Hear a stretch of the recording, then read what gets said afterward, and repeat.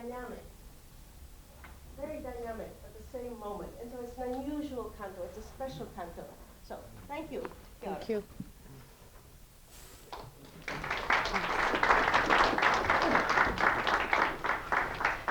Well, first of all, I'd like to thank Professor Shepard for inviting me here. Can everybody hear?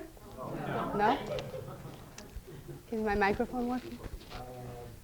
The microphone is only for the camera. Okay. So I tend to be soft-spoken. So if my voice goes down at any time, please raise your hand, and I'll try to speak up. How's this? A little louder. Okay. Presenting one's own reading of Dante, and especially of the Divine Comedy, can be daunting.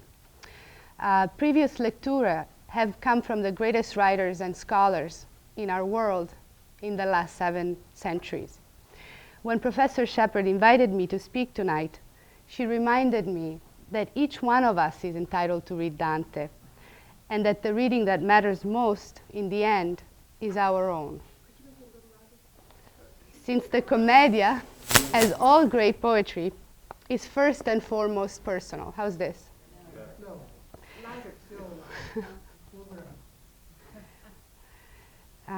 Dante writes directly to his readers, pointing fingers, admonishing, but also sharing his rage, his fears, and his love. He dares us, his readers, to respond in kind. It has been said that Dante has bridged philosophy and theology, the human and the divine, the classic world and Christianity. But even more than that, in his poetry, Dante has expressed the struggle to reconcile the many battles in our divided minds and hearts. And with his journey through hell, purgatory, and paradise, he has charted an atlas of our human nature. As you all know by now, we're up to Canto 9. Dante's Purgatory is a land of contrasts, sandwiched between hell and heaven, in alternating darkness and light, night and day. The souls here are learning and preparing to meet God. They are in transit and in transition.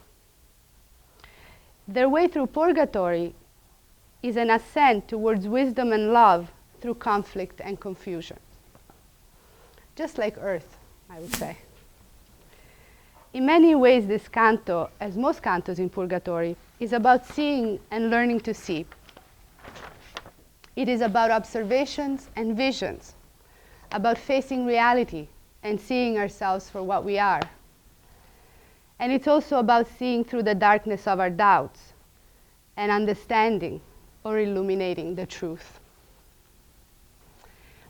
In the previous canto, as I'm sure those of you who were here remember, at the end of Canto 8, the souls praying. They say their dusk prayers. And as you may remember, Dante and Virgil have been sitting with 3 souls, Sordello, Nino Visconti, and Corrado Malaspina. And that's where we leave them in Canto 8. Canto 9 opens on the next day with the first light of dawn. And actually, it opens with Dawn herself, the mythological Aurora, leaving the arms of her lover, or sweet friend, as Dante calls him, and coming outside to light the sky in the Orient. The last visible constellation crowns her forehead like a tiara. Dante is deeply asleep on the grass and flowers in the same place where we left him in the previous canto. He describes the passing of the hours as the succession of winged steps. A little later, he begins to stir. It is now morning. Dante is now between sleep and wakefulness, dream and reality, which, unlike the normal state of our minds, which are always too restless and too easily distracted by earthly thoughts, can now attain a clarity of vision that can be prophetic, and Dante says that it can be almost divine. Just like purgatory itself, this transitional state is a privileged time filled with possibilities. With this introduction, Dante the poet warns us that the dream he is about to relate to us also has a dual meaning, inviting us to see it both literally and allegorically. In his dream, Dante the pilgrim sees a gold-feathered eagle suspended in the sky. The eagle is hovering with her wings wide open. When she seems to be approaching, Dante thinks that she must be hunting and getting ready to strike. Indeed, she slightly turns around in the sky and suddenly descends upon Dante as fast as furiously as lightning, snatching him from the ground and hauling him all the way up to the ring of fire, high above the earth, where they are consumed by fire. Dante feels the burning of these dreamt or imagined flames so realistically that the violence of the flames awakens him. Scared by the dream, Dante is also shocked to find himself in a different place than the one where he fell asleep. And when he wakes up, he looks around in disbelief.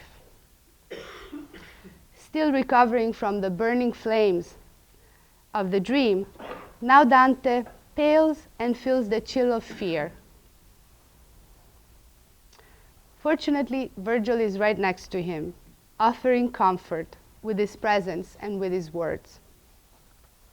Virgil immediately reassures Dante and tells him not to fear, because they are making good progress, and encourages him to gather up his strength so that they may continue on their way. They are, in fact, right at the entrance of Purgatory, right next to the gate. And Virgil wants Dante to move on. But how did they get there? Before they set off, Virgil explains that while Dante was sleeping, St. Lucy appeared, picked him up, very simply. She appeared, picked him up, and carried him in her arms closer to the door, in order, as she says, to help him along his way. Virgil followed Lucy up the mountain to the place where now they find themselves. Virgil's explanation of what happened, which is also a reassuring interpretation of the frightening dream, comforts Dante's fear.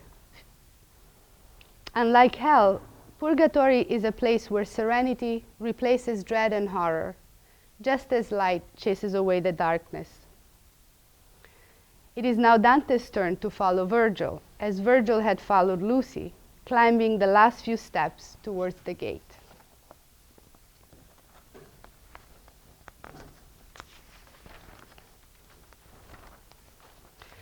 The humble yet powerful apparition of Lucy is crucial to the canto.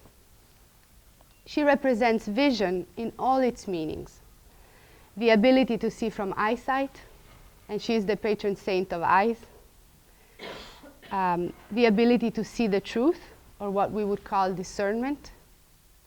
The ability to see and recognize ourselves, and in the comedy that would mean seeing ourselves as sinners. And she also represents the transcendent vision of light as revelation or prophecy, the kind that Dante will discover can be blinding. Lucy will enable the pilgrim and his guide to cross the diamond threshold of Purgatory, the doorstep between darkness and enlightenment. She intercedes for Dante to allow him to follow his path more easily. Once she places the sleeping Dante down on the grass, she shows Virgil the open entrance to Purgatory, thus suggesting that they should go inside. Lucy communicates with Virgil through her beautiful eyes, thus conveying a mystical message, much more poignantly than if she had used words or if she had simply pointed to the door. Lucy's eyes remind us that the path is spiritual and that the rock wall that encircles Purgatory is a moral as well as physical obstacle. It is interesting that when Virgil tells Dante about Lucy's visit, he describes the door as standing open, while we will find out that it is firmly locked and that it is guarded by an angel that's sitting on its threshold. But through Lucy's eyes, the spiritual path is already prophetically extended, leading the pilgrims along inside Purgatory and towards the ultimate vision of the grace of God, or what we call visio Dei, or what Dante calls divine intellect. We should not forget that while the eagle dream is certainly an allegory, it is also a real nightmare. It's a nightmare where Dante's fear of his journey as a sinner and of the mysterious process of purification in Purgatory turns into a rapacious eagle that takes him to burn into the ring of fire. Dante's fears are fed by the images of his classical mentors. As a pilgrim, Dante has the prospect of salvation, and therefore his dreamt or imagined tragedies will instead turn to a happy ending, his salvation. If we look at the classical references in this canto, they seem to be contradicting Dante's message. And this has led commentators to ask, well, was Dante misquoting Virgil? Did he not understand the classics? And that's not very likely. And so these apparent opposites have troubled many of the commentators because they could not reconcile their questions. I'll give you two quick examples of this because they're very important to Dante's dream. The first one, with the image of an eagle kidnapping a human being and taking him up into the sky, is a reference to the rape of Ganymede, where Zeus came down in the form of an eagle and kidnapped Ganymede in order to make him I think it was the cupbearer of the gods in Mount Olympus. And of course, that's a very tragic story.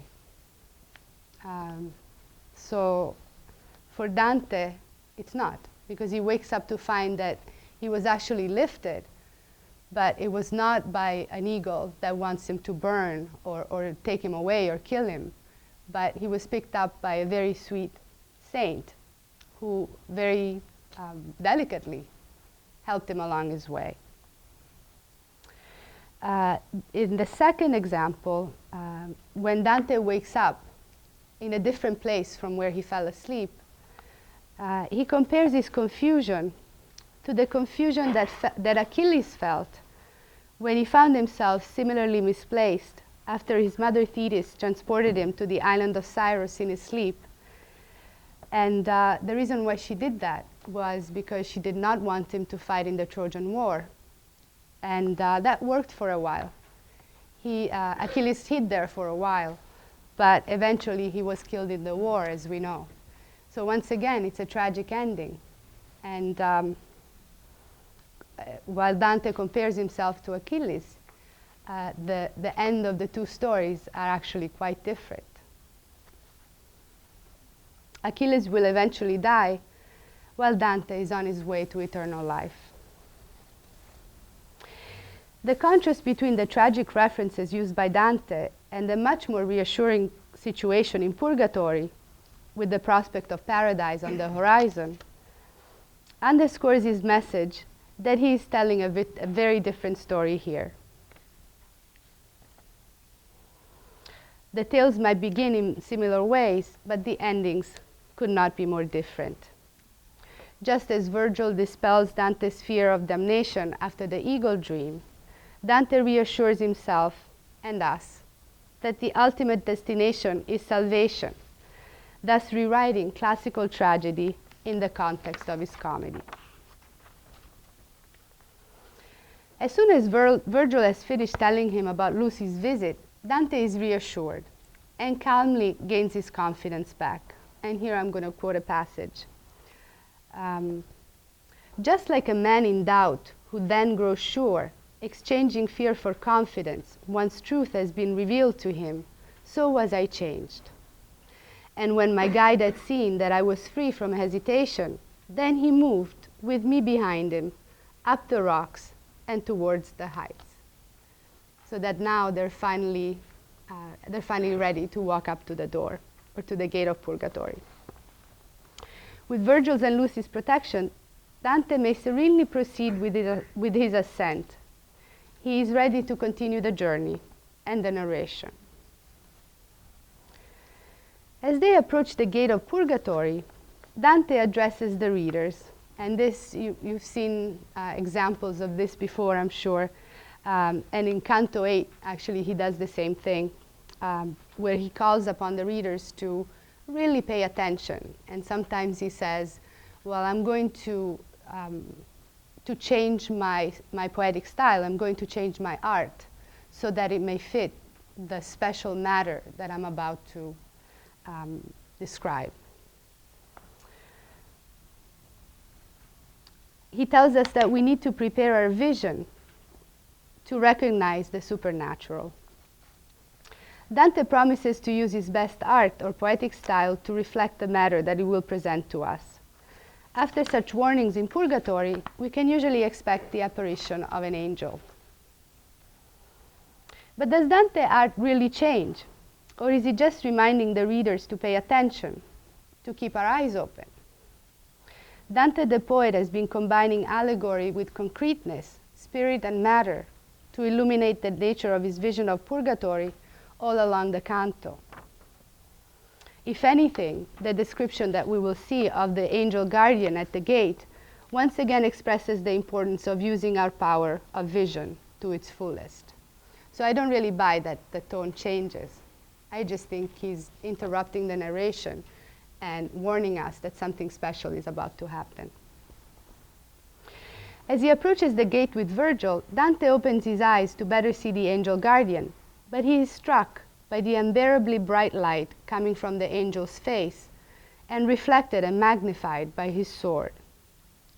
As he often does in the presence of angels, Dante looks down, unable to gaze anywhere but at the ground.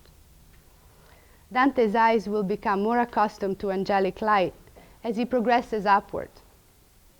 But for now, as we have seen in Canto 2, he cannot look at them directly. He's actually, you might recall, in Canto 2, he's completely blinded by the angel that comes from the sky, which also looks like an eagle and is similar to the images in this canto. Once they're at the gate, once Virgil and Dante are at the gate, the angel guardian speaks to them. Speak out from there. What are you seeking? Where is your escort? Take care lest you be harmed by climbing here. And Virgil explains to the guardian that Lucy has guided them there and in essence given them permission to cross the threshold. And here's Virgil. But just before, a lady came from heaven and familiar with these things told us, that's the gate, go there. This episode, of course, reminds us of Virgil's and Dante's exchange with Cato at the main gate of Purgatory in the first canto. Cato is indignant to see souls emerging from hell with the intention of entering Purgatory. But in this case, the guardian of the gate of Purgatory is very gracious, as Dante puts it. And once he has asked the question, he's very satisfied with Virgil's answer. And he promptly invites the visitors to approach the 3 steps that lead to the gate.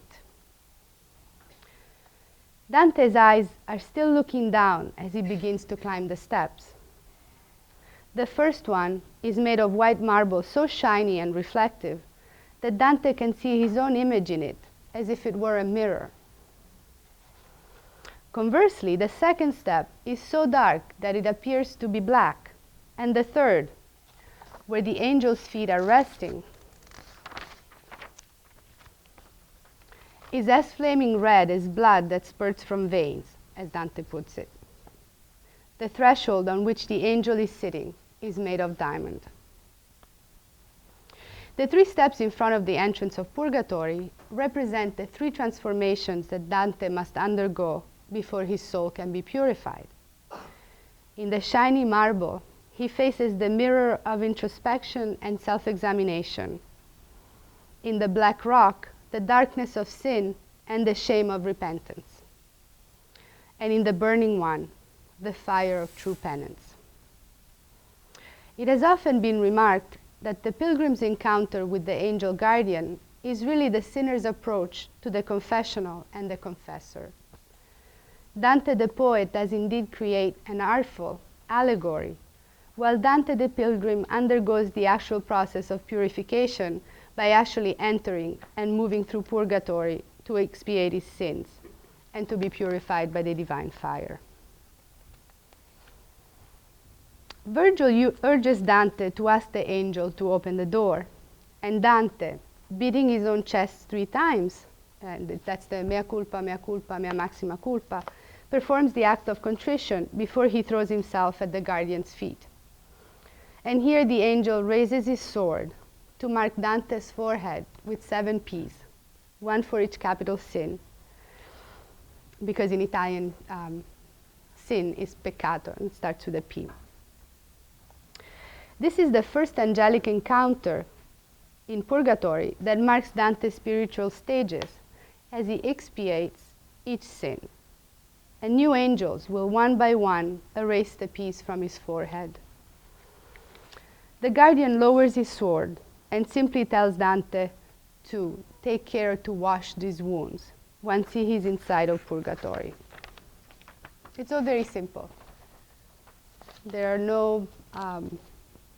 no difficult words or sticky situations. The angel is very simply sitting on the threshold. He has his feet on one step, and he's sitting right on the threshold of the door. He's very relaxed. He does not threaten the 2 visitors. And that when he performs this very violent act of etching the 7 P's on Dante's forehead, actually ends the act by saying, just make sure you wash them away, as if it were just a matter of, doing laundry or washing your face.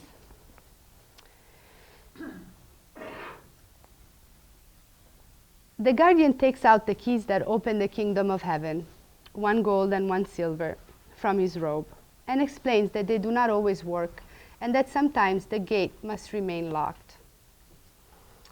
And he says, 1 is more precious, but the other needs much art and skill before it will unlock.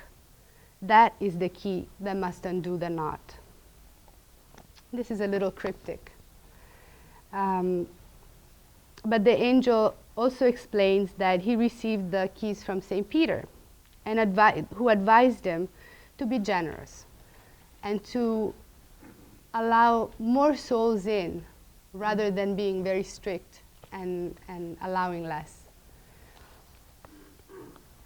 The only requirement is that the souls are truly repenting. As the guardian successfully opens the door with the golden key, the angel invites Dante and Virgil to go in and warns them not to look back, otherwise they will find themselves outside again. Enter, he says, but I warn you, he who would look back returns again outside. These words remind us of the biblical wife of Lot, who turned into salt for having looked back, as well as the myth of Orpheus, who looks back at his beloved wife Eurydice, only to see her disappear. But once again, Dante's endings, or Dante's tragic endings, are reversed. The angel's warning here simply reminds Dante not to backtrack on his resolve. To deny his act of contrition would prevent him truly entering purgatory and the path to absolution. As the noisy, heavy metal hinges of the gate stridently close behind them, Dante hears, along with the thundering door, the angel's sweet singing of the hymn, Te Deum Laudamus. The mixture of voice and noise, just like a choir and an organ that alternately play, at times one hears the music, and at other times one hears the words. And that's how the canto ends. And this has also troubled many readers because not everybody believes that it's actually the angels singing. They think there might be, maybe other angels further along in the ninth canto, or hidden angels or hidden voices that are singing. But throughout Purgatory, all these hymns are exclusively sang by angels. And so there is no reason why this particular hymn should be sung by somebody else. There is also a little bit of controversy about what they hear, what Virgil and Dante hear as the door closes behind them. Whether it's a horrible noise that the door is producing that hides the sweetness of the singing, or whether there's something else that's very mysterious.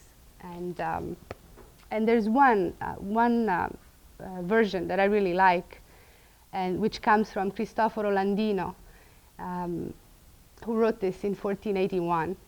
He was the grandnephew of a famous organist who was called Francesco Landino. And he said that the usual practice at Mass was to alternate passages of singing and of organ playing in church, and that Dante was referring to that. And apparently they had massive organs, and there was no way that people could sing while the organ was playing. So they did a little bit of both. And so maybe that's what Dante is saying at the end of the canto, where he hears the thunder and this big noise the door makes, which could be compared to an organ, as well as the singing of the angel.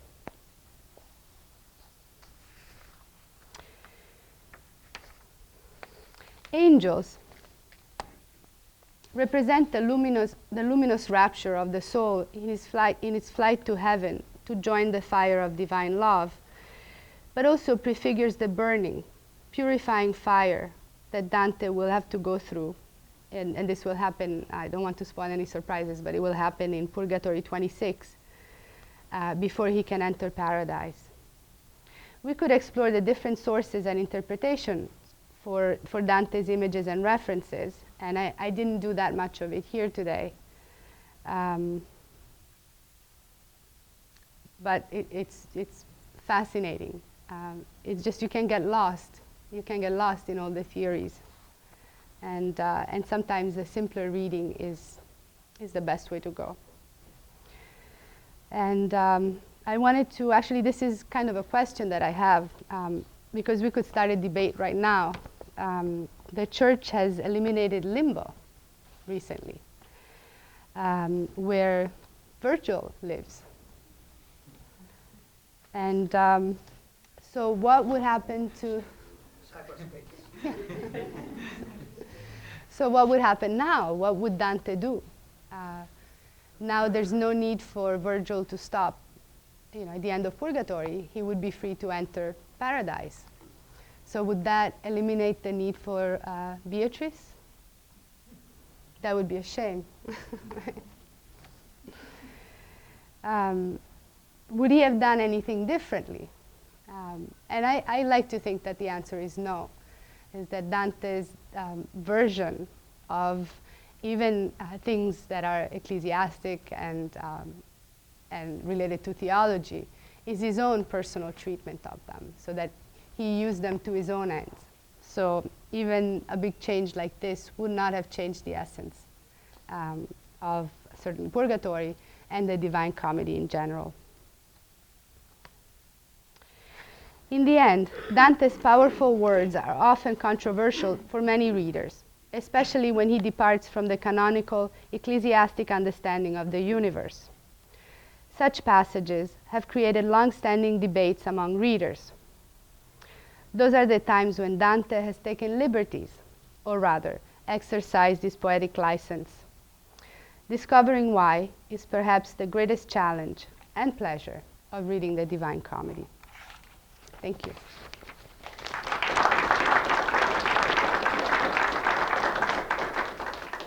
So do I do the reading now? How was the volume? Did I get better? Could I still speak up more? Okay. So I'm going to try to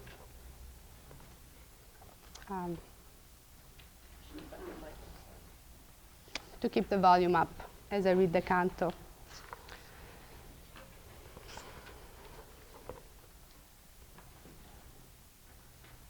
Ready? La concubina di Titone antico già si imbiancava al balco d'Oriente, fuor delle braccia del suo dolce amico. Di gemme la sua fronte era lucente, posta in figura del freddo animale che con la coda percuote la gente. E la notte, de passi con che sale, fatti avea due nel loco v'eravamo, e il terzo già chinava in giù solale. Quand'io, che meco avea di quel d'Adamo, vinto dal sonno, in sull'erba inchinai, la veggia tutti e cinque sedevamo. Nell'ora che comincia i tristi lai, la rondinella presso alla mattina, forse a memoria dei suoi primi guai, e che la mente nostra, peregrina più dalla carne e men da pensier presa, alle sue vision quasi è divina. In sogno mi parea veder sospesa un'aguglia nel ciel con penne d'oro, con l'ali aperte e a calare intesa. Ad esser mi parea là dove fuoro abbandonati i suoi da Ganimede, quando fu ratto al sommo consistoro. Fra me pensava, forse questa fiede, pur qui per uso, e forse d'altro loco, disdegna di portarne s'uso in piede. Poi mi parea che, rotata un poco, terribil come folgor discendesse, e me rapisse s'uso infino al foco.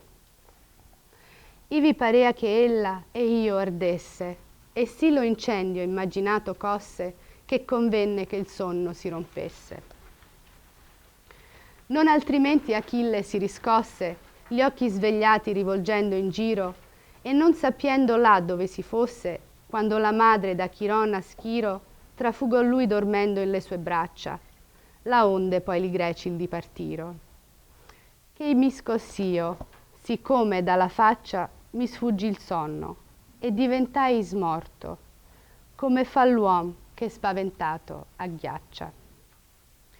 Da lato m'era solo il mio conforto, e il sole era alto già più che 2 ore, e il viso m'era alla marina torto.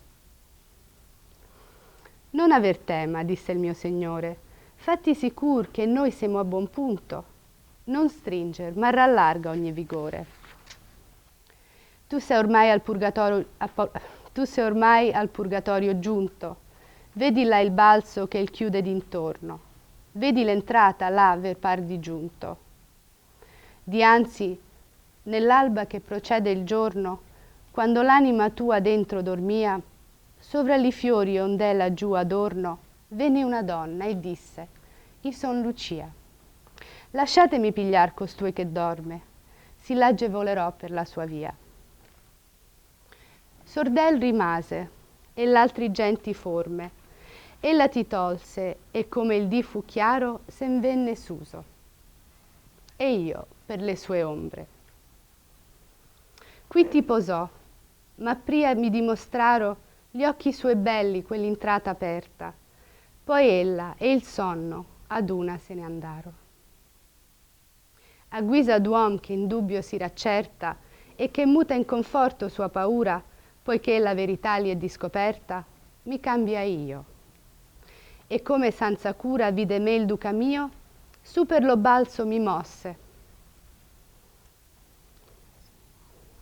E io di rietro, in ver l'altura.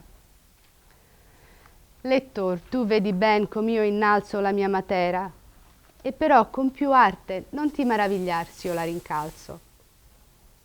Noi ci appressammo ed eravamo in parte che là dove pareami prima rotto, pur come un fesso che muro di parte, vidi una porta, e 3 gradi di sotto per gire ad essa, di colori diversi, ed un portier che ancor non facea motto. E come l'occhio più e più v'apersi, vidi il sedere sovra il grado sovrano, tal nella faccia ch'io non lo soffersi. E una spada nuda avea in mano, che riflettea i raggi sì ver noi ch'io dirizzava spesso il viso invano. Dite, Costinci, che volete voi? Cominciò egli a dir. Ov'è la scorta? Guardate che il venir su non vi noi. Donna del ciel di queste cose accorta, rispose il mio maestro a lui, pur dianzi ne disse, andate là, qui vi è la porta. Ed ella ai passi vostri in bene avanzi, ricominciò il cortese portinaio, venite dunque ai nostri gradi innanzi. Là ne venimmo, e lo scaglion primaio bianco marmo era, sì pulito e terso, ch'io mi specchiai in esso qual io paio. Era il secondo tinto più che perso d'una petrina ruvida e arsiccia, crepata per lo lungo e per traverso. Lo terzo, che di sopra s'ammassiccia, porfido mi parea, sì fiammeggiante come sangue che fuor di vena spiccia. Sovra questo tenea ambo le piante l'angel di Dio, sedendo in sulla soglia, che mi sembrava pietra di diamante. Per li 3 gradi su, di buona voglia mi trasse il duca mio, dicendo, chiedi umilmente che il serrame scioglia. Divoto mi gittai ai santi piedi, misericordia chiesi e che il m'aprisse, ma 3 volte nel petto pria mi diedi. 7 P nella fronte mi descrisse col punton della spada, e fa che lavi quando s'è dentro queste piaghe, disse. Cenere o terra che secca si cavi, d'un color fora col suo vestimento, e di sotto da quel trasse 2 chiavi. L'una era d'oro e l'altra era d'argento. Pria con la bianca e poscia con la gialla, fece la porta sì ch'io fui contento. Quandunque l'una d'este chiavi falla, che non si volga dritta per la toppa, diss'egli a noi, non s'apre questa calla. Più cara è l'una, ma l'altra vuole troppa d'arte e d'ingegno avanti che disserri, perché ella è quella che il nodo disgroppa. Da pier le tegno, e dissemi chi erri anzi ad aprir che a tener la serrata, purché la gente ai piedi mi s'atterri.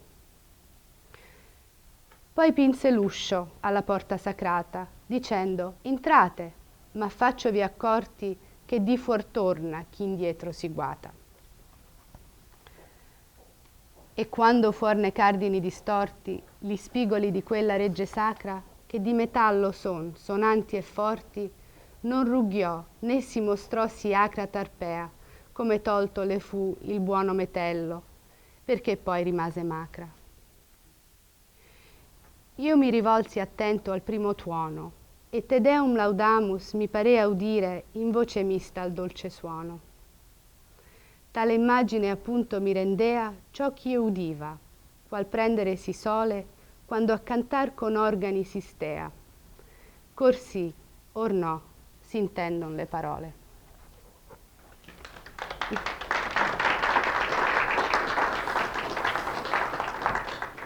So will you take some questions? Absolutely. Thank you so much. Is there a thread through cultural history of this sort of punishment for looking back? As we That's an see interesting in question. Rhodesia? Yes. Could you repeat the question for everybody? The question is are there many instances of not of the being forbidden to look back? Otherwise, something terrible will happen, just like the wife of Lot, Orpheus, and in this case Dante. Are there many more? I'd love to know. Does anybody else? Recently, Calvino does in his Cosmic Comics. He does which one? Senza Luce. Senza luce. Yeah. I read that one. There's a passage where we think it's the female character that decides to go back inside the earth, and he's trying to call her out, but he can't. He's not fast enough before the earth closes. That would be 1965. Yeah. Wow. It's strange. It seems to be the urging to go forward and never look back. Yeah.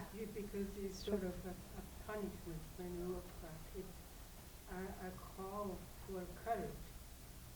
Yeah. But there's a change here though, because in the first canto of the Divine Comedy, when he talks about having the simile of the shipwreck, when he comes on shore and then he looks back to look at the perilous waters. Here, he changes pace a little bit. He does quite a He bit. doesn't look back now. But there's also He's the comfortable theme of not necessarily of looking back, but of having something, of having a rule that cannot be broken, and that there are plenty of examples of that. Well, I yeah, there just- are fairy stories where Absolutely. you can go wherever you want in the castle. Except But for the, In yeah. this room. Same thing with horror movies. Just don't open that door. Am I reading line 139 incorrectly? It says you medievalsi. I mean, doesn't he? 139, turn hold around on. and look back? No, but I think he's looking No, at the he's sound. addressing, rivolsi in the sense of addressing. What line was that? What? 139. Attento al primo tuono, he's listening to the sound. It's just that word medievalsi makes it sound like he turned around. It's to look at it. it's very interesting because you could take it to mean that. Yeah. Yeah. Mi rivolsi attento al primo tuono. But he could be, with the same word, it could mean I turned my attention to. You know, not Yeah. yes. Have we mentioned Lot's wife? Yes. Yeah. But very briefly, so. But when you read Augustine, you have the sense of conversion, of being physical. You're turning toward God and away from sin. Yes. And, That's right. you know, I think at the root of the Christian don't look back is that very physical sense of the conversion. And it I was always certainly is feel it here. that way in Augustine. Maybe it's primitive. But And actually, the hymn for this canto was written by, or at least in Dante's time, it was believed to have been written by St. Ambrose for St. Augustine. oh, really? Yeah. So there might be a connection there. Dante might have been identifying with St. Augustine. So I actually just finished a study on the story of Abraham and Lot and the destruction of Sodom. And when he said the angels told Lot and his wife not to look back, it wasn't just physical, but Lot, it was explained to me, had lived his life between two worlds. On one hand, he was righteous because God saved him because it was his family. On the other hand, we know that he chose the way of Sodom because he chose to live there when Abraham said, where do you want to live? And so he was always serving two masters, one of worldly fame and glory, where he became a judge in the social scene of Sodom, but he also was trying to be righteous, and yet he converted no one in Sodom. And so at this point, angels say, you have to make a decision now. Are you going to go with the people of Sodom, or will you go forward and be with the man of God? And this time for looking back is over. The time for serving two masters is over. You must choose. And so it's not necessarily that Lot's wife turned around, but in her heart she had regret, and that she had to leave what she had in common. right, because the turning back means also thinking about the past. Did It's you not hear just that a on the other physical side of the action. room? Yeah, it was a very. Just a few encapsulate a little bit louder. Oh, I'm sorry. So it's also metaphorical for Lot's wife, that it's not necessarily that she physically turned around, but in her heart she was still longing for the worldly ways of Sodom, for the socialite that she was, for the glory that her husband had as a judge. So she cannot fully commit herself to God. And the angels have said, the time for being undecided is over. You must serve one of your two masters. Oh, Can't help thinking about the Catholic philosopher George Santayana, who said, he who doesn't look back is going to repeat himself. there you go. But It's always when you somebody get with the beyond opposite opinion. history, which is what's happening here, then the past has no further relevance. Looking back, if anything, is a sin instead of a requirement. Right. That's very interesting.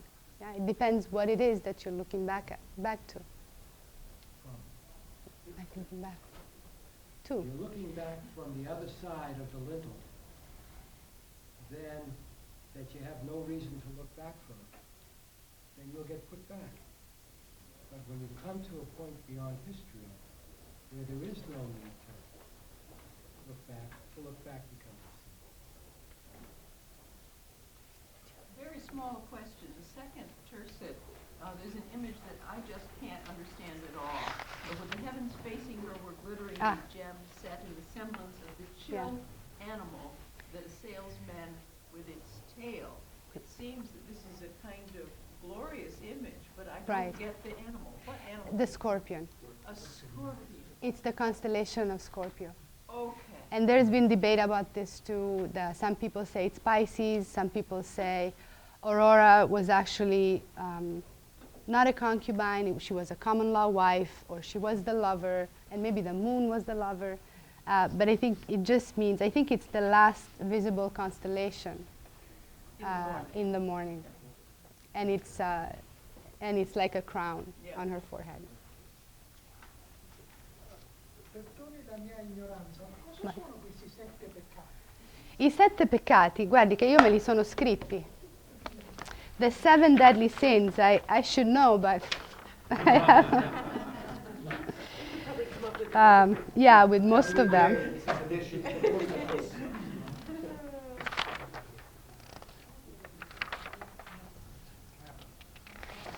I'm sure I have them here somewhere. Avarice. Pride. And sloth. Gluttony. Gluttony. Gluttony. What else? That's it. Isn't that enough? Pride, avarice, and envy. Did we say envy? None of those. Of course. It seems to me that when he enters Purgatory, he's playing the role of a sinner.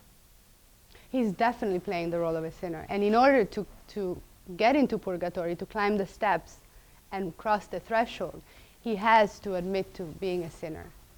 Pretend. I think if he pretended, he would be kicked out. That would mean he'd be looking back on or regretting his admission of being a sinner. I'm afraid in the comedy, you have to be a sinner, whether you like to or not, and you have to mean it. Sort of brings the question a little bit. How did he compose this? Did he just think of all this? Did he have an inspiration?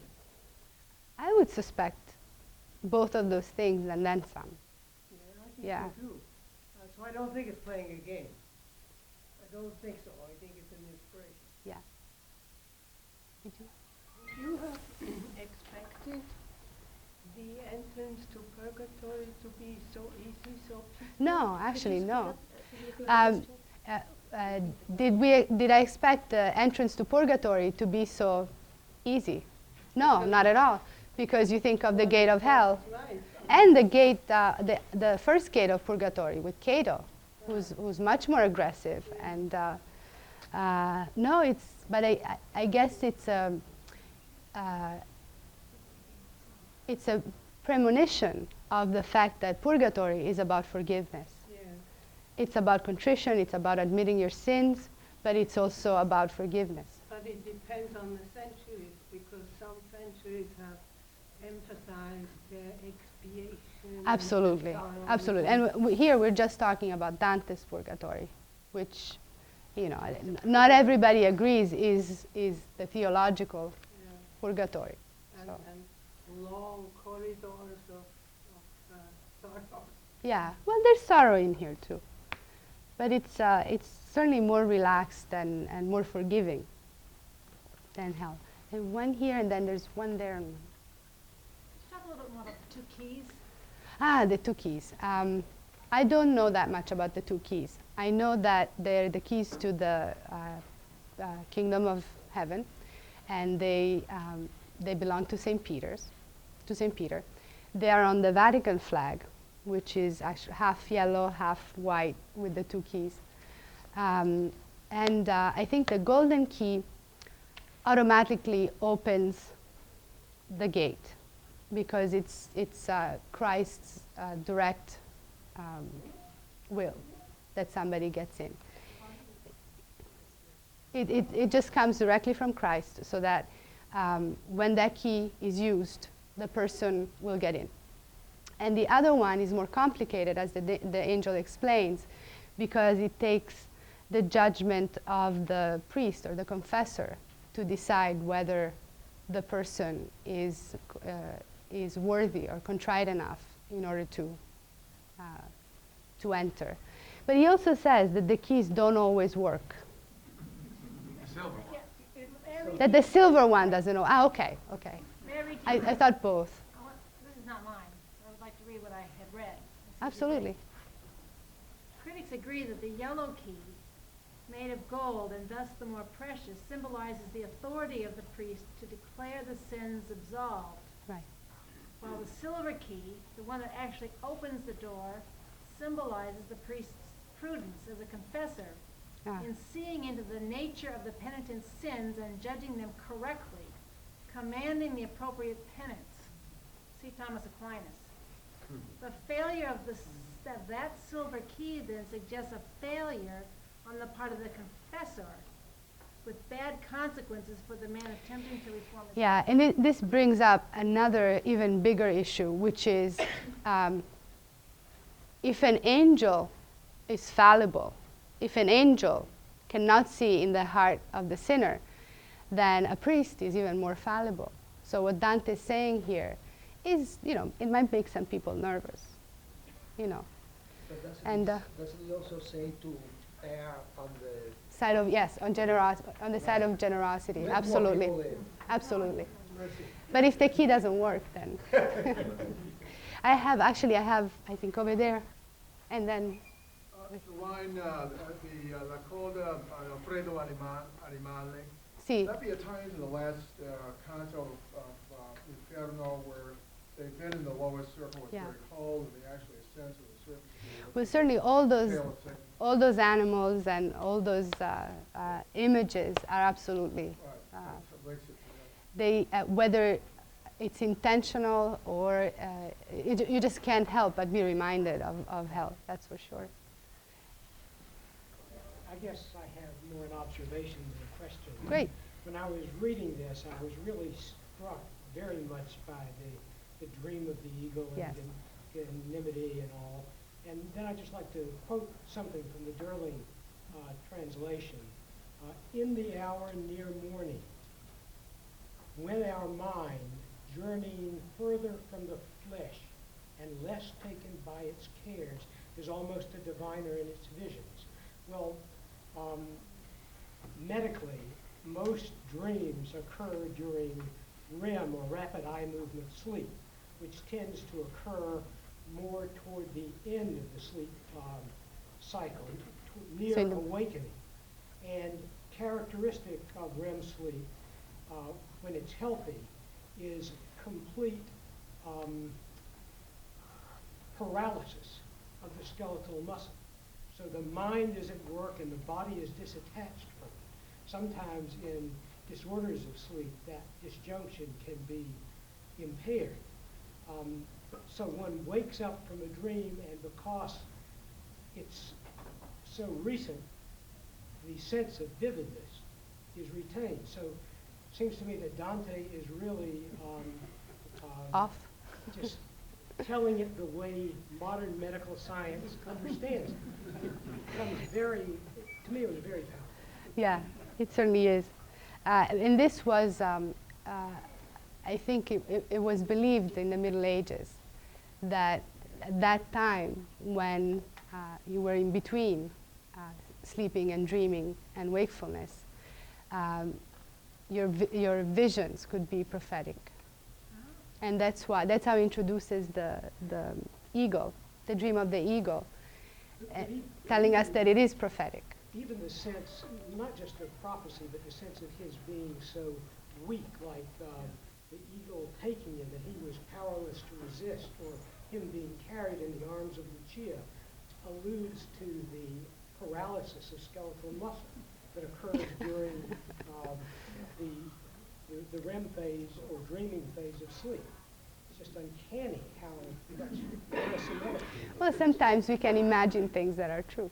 So. How can we be sure this wasn't hypnagogic hallucination? Actually, did you have a question? Back to the keys. In other, some sort of Jungian psychology, Yes. silver is associated with the feminine And gold with the masculine.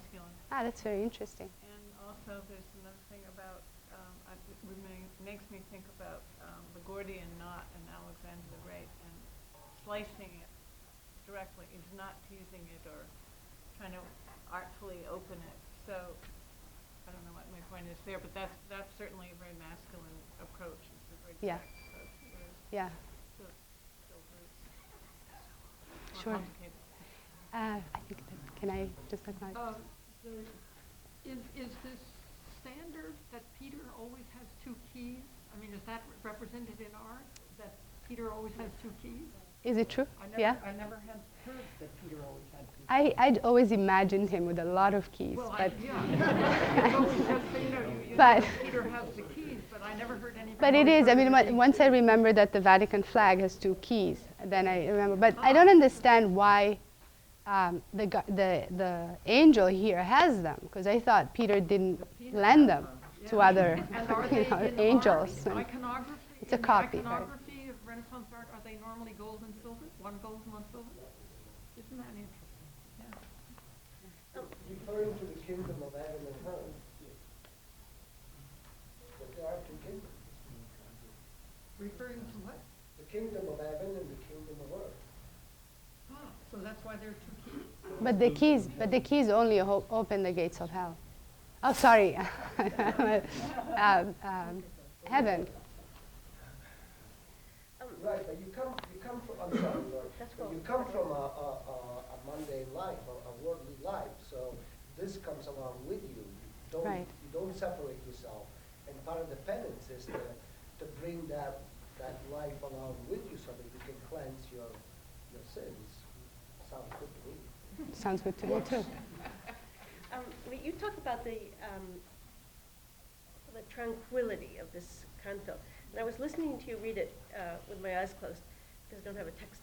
And I was thinking that there was really a counterpoint between moments of Yes. great quiet and then moments that are fearful and violent, yes, I think that's the word. And sudden, very sudden. And it's the dream that I think you're so right captures, becomes an allegory, becomes a symbol for his fear. But also, I think the classical illusions introduce moments of anxiety Absolutely. and of fear. It's not only that he's rewriting them. I think that they really they become part of the rhythm of the canto. And in this fairly quiet and static, Dante's asleep half the time. Canto, they heighten the tension a little bit. Sure. Because it is, I mean, it's not all admitting to one's sins is not that comforting. The comforting part comes after everybody else, the angel, Virgil, Lucy tells you, okay, I that's think Dante's Purgatorio is it's full of hope, but the punishments are absolutely are brutal. Sure. They're almost as bad as Inferno, except that there's hope. The invitation is so peaceful. Yes. You don't really know yet what's coming. Sure. Could I ask you to repeat the idea you brought up, referring to the comparison between the eagle and the story of Ganymede, that this represents the transformation of classical tragedy into comedy, but that's in a very large sense, What I said, and my thought was very simple on that, is that the story of Ganymede has a tragic ending, whereas in Dante's case, the ending is his salvation. So it's a joyous ending, a comedic ending in the way he envisioned and conceived of as comedy. It's a very powerful thought, because it seems as though the classical world is very dark, merciless, ruthless, meaningless, and perhaps its highest value is tragedy. And so would you say that perhaps this is what he's doing throughout the Divina Commedia? Absolutely, absolutely. Transforming the classical. Absolutely, and trying to reconcile what he loved with with the other thing he loved. So I don't know if that's just one moment here.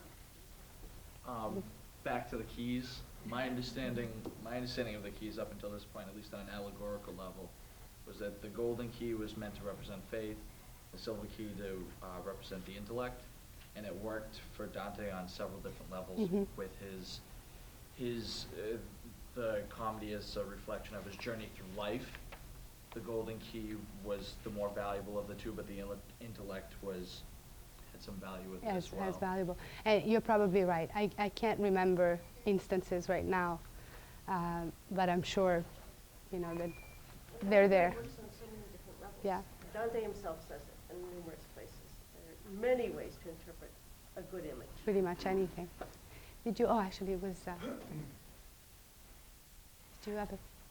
One more. Ring of Fire. Can you just say a little more about that? Is that Sure. about It's about purification? astronomy, because it was believed that the Earth was in the middle of two concentric rings or spheres. I think the Earth, the sphere, or the ring of air, and outside of that, the ring of fire. But in metaphorically speaking, or psychologically, or spiritually speaking, is it about purification, or Yes, absolutely. Going through it? Is this an act of faith? I would say that endure it and come out the other. it's a prefiguration of the fire he will have to go through in Purgatory. Right. But it is also his fear of the fire, because he knows he is a sinner. And so in his dream, which is a nightmare, he's afraid. Yeah. He's afraid of the fire. And it's a very real fire, because the burning wakes him up. What was the church's earliest response to Dante's Oh, that's description a- of purgatory? Reaction. That's the third question. Well, it's not a question I feel informed enough Sure. to answer. You know how to answer? Yeah. Do you know the answer to that question? The church was very skeptical and hesitant to embrace the comedy because there was so much heterodox opinion in it. Purgatory and everything else. Purgatory and limbo. Nevertheless, for starters. Dante's geography became almost orthodox. Almost. I mean, if you look at, not officially, but unofficially, you look at the paintings, you look at, Dante did it first. And so Dante's imagining of purgatory at some level was embraced by the church.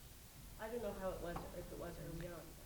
I think the big role that purgatory plays in the poem, fully a third, reflects the great role that earthly happiness has in Dante's understanding of the Christian scheme, and I think that's sets him apart from a lot of the more conventional religious thinkers of his time. Well, it is his version of theology. So.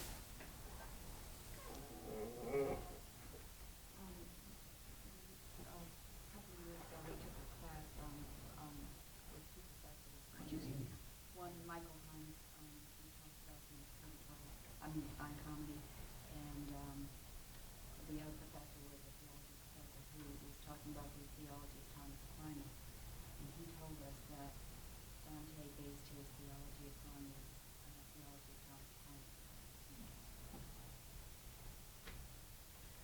takes issue with Thomas Aquinas when he feels That like too. Dante's a poet. Yeah, well, He's not a That's theologian. the thing. No, That's but the I thing. He's a mean, Yes, largely he does, but he also there's a vein of that departs. within. Mhm. Right, no, totally Absolutely. different from a Thomas He- Aquinas. He's not so systematic.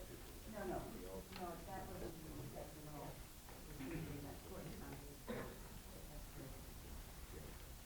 That's what Kenny, you talked about some allegorical elements that are really difficult to interpret, or there's a Yes. larger. But it seems like the central one here, which is the 3 steps. We Yes. talked before about how easy it is to enter. And it's also really easy to understand this passage. Yeah. I think the allegory is easy to understand too. I mean, I think it's easy to figure out without, reading a lot of background information. Yeah. Is there any like alter interpretations of the proposed Well, the steps? the It biggest, seems really clear to me, but I wonder if and I'm with you. They think that Dante might have reversed the steps, and now I forget the correct order. I think it is. It's supposed to be contrition, confession, and then forgiveness. Is that the? And he has confession, contrition, and absolution. So there are a lot of articles on that, on the fact that he switched them, but in the end he might have, though it seems to me that he didn't. It seems to be pretty straightforward, as you said, and it is beautiful, absolutely. And so whatever he did with them didn't change the substance of, and made it more beautiful and made it more poetic. So. Dante, in this canto, never speaks of himself. The angel speaks and Virgil speaks, Yes. but Dante silent. Dante, the character, right? Uh-huh. Dante the pilgrim. That's true. He doesn't speak. Yeah, he just he's undergoing such extreme emotions of fear and relief and in front of the gate of contrition that. Well, he does speak. He says "mea culpa" 3 times. Can I say something more about the 3 steps? Absolutely. The word he used to describe the black step is actually dark blue, perse. Oh, it's Yeah, dark and blue, it's not the black. And it's the same dye, color of a dye that was used in Florence at the time. It's used to describe the air in Canto 5 with Paolo and Francesca. Oh. It's Oh, that's really I don't know interesting. of any other time it occurs. It must occur elsewhere in the poem, but it seems to throw you back into that wild Well, that place. was certainly a big sin. So. Perhaps we should continue the questions more informally because you've been so gracious with us, Oh, but- Chiara. well, thank you so much You've for been listening to me. Thank you. Thank you. Thank you.